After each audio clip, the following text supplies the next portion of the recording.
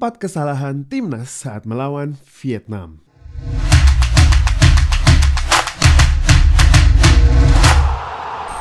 Welcome back to Football United. Kali ini kita akan membahas mengapa tim Garuda bisa kalah 2-0 lawan Vietnam.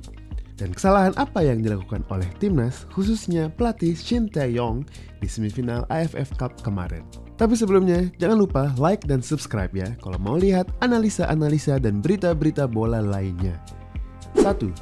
Perubahan formasi ke 5-4-1 dari 4-2-3-1. Sejak AFF Cup 2020, Shin Tae-yong hampir selalu bermain dengan pola 4-2-3-1 dan di AFF Cup kali ini juga sama. Selama group stage, STY selalu bermain agresif dan progresif dengan pola 4-2-3-1 dengan wingback yang sering naik, baik itu Pratama Arhan atau backupnya Edo Febriansyah di kiri dan Asnawi ataupun Yaakob Sayuri di kanan. Di tengah, STY biasa memainkan Mark Klok sebagai jangkar dan pengatur serangan, lalu Marcelino dan Kambuaya yang sering naik membantu serangan overlap or underlap. Ball progression timnas pun sering dari wingback, khususnya di kanan, di mana kerjasama Asnawi dan Egy atau Sadil di sayap kanan melakukan segitiga passing dengan Marcelino atau Kambuaya. Sewaktu melawan Thailand di putaran grup, Shin Tae-yong mulai melakukan perubahan yang lebih defensif. Ada kemungkinan dia agak trauma dengan kekalahan 4-0 lawan Thailand di final AFF Cup yang lalu, di mana Indonesia bermain agresif tapi malah kecolongan 4 gol. Maka dari itu, Yaakob Sayuri masuk menjadi sayap kanan dan Asnawi bermain lebih defensif untuk menghadang serangan sayap kiri Thailand. Dan ini berarti dua bek kanan bermain di posisi sayap kanan Indonesia. Hasilnya cukup efektif. Walau pertandingan berakhir 1-1, tapi bisa dibilang timnas mengontrol pertandingan. Di semifinal melawan Vietnam, STY lagi-lagi menambah pola defensifnya. Kali ini memainkan 5 back plus Yaakob Sayuri yang juga wingback. Berarti bisa dibilang Indonesia bermain dengan 6 back. Sebenarnya formasi 5-4-1 bisa menjadi 3-4-3 jika dimainkan lebih pressing yang tinggi dengan high defensive line. Dan ini juga formasi andalan Antonio Conte yang pernah membawa Chelsea dan Inter Milan juara Liga. Ini juga formasi Arab Saudi saat mengalahkan Argentina. High pressing, high defensive line, dan keunggulan di posisi sayap. Tapi mengorbankan kontrol di lini tengah. Terbukti, passing akurasi timnas di game ini hanyalah 69%, turun dari passing akurasi melawan Thailand, yaitu 75%. Dan high defensive line yang dipakai timnas malah menjadi awal mula 2 gol Vietnam, di mana gol pertama mereka berawal dari umpan lambung yang simple ke striker Nguyen Tien Linh, dan gol kedua dari corner yang awalnya dari peluang umpan lambung juga ke Nguyen Tien Linh. Kesalahan kedua, Yaakob Sayuri di tengah saat leg kedua. Yaakob Sayuri merupakan pemain yang multifungsi. STY kadang memainkannya sebagai bek kanan atau sayap kanan, bahkan kadang bermain di sayap kiri. Performanya lawan Brunei di mana dia mencetak 2 assist dan 1 gol membuat STY percaya betul memainkannya. Di leg kedua ini, secara mengejutkan STY memainkan Yaakob sebagai gelandang tengah bersama Mark Klok, dan ini terbilang tidak berhasil.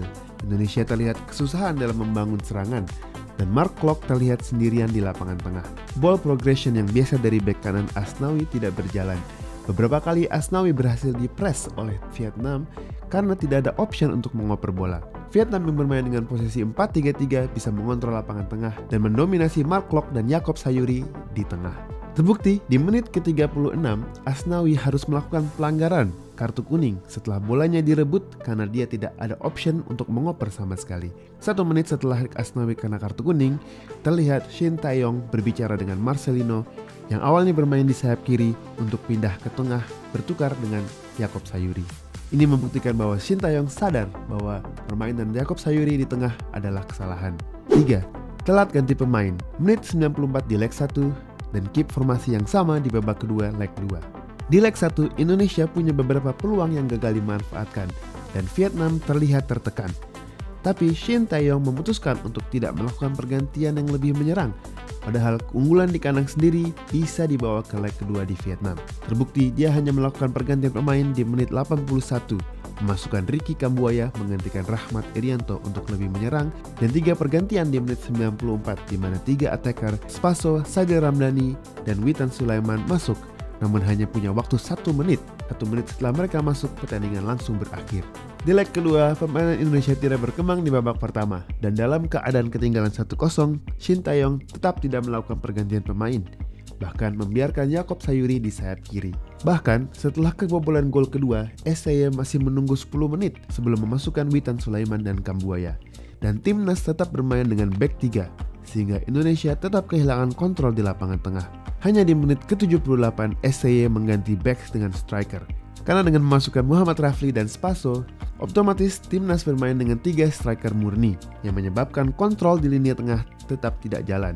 Dan 3 striker murni ini yaitu Dendi, Muhammad Rafli, dan Spaso di kotak penalti hampir tidak mendapat asupan bola sama sekali. Terbukti sepanjang 90 menit timnas tidak melakukan shot on target sama sekali. Kesalahan keempat, timnas terbawa emosi bukannya fokus ke permainan. Sebelum pertandingan melawan Vietnam dimulai, banyak desas-desus di sosial media kalau Vietnam bermain kasar dan diuntungkan oleh wasit, khususnya sewaktu melawan Malaysia di group stage.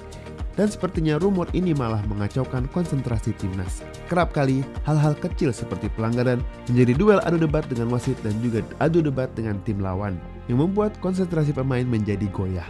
Terbukti beberapa kali Asnawi dan Mark Klok terpancing emosi.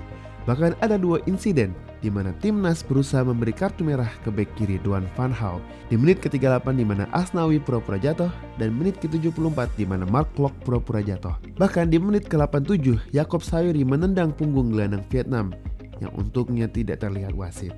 Mindset wasit salah ini yang kadang membuat pemain kehilangan konsentrasi. Pada akhirnya, permainan timnas yang tidak berkembang karena formasi yang terlalu defensif adalah faktor utama kekalahan timnas melawan Vietnam. Bagaimana menurut kalian? Apakah ada alasan-alasan lain timnas kalah melawan Vietnam? Jangan lupa like dan subscribe. Salam Football United.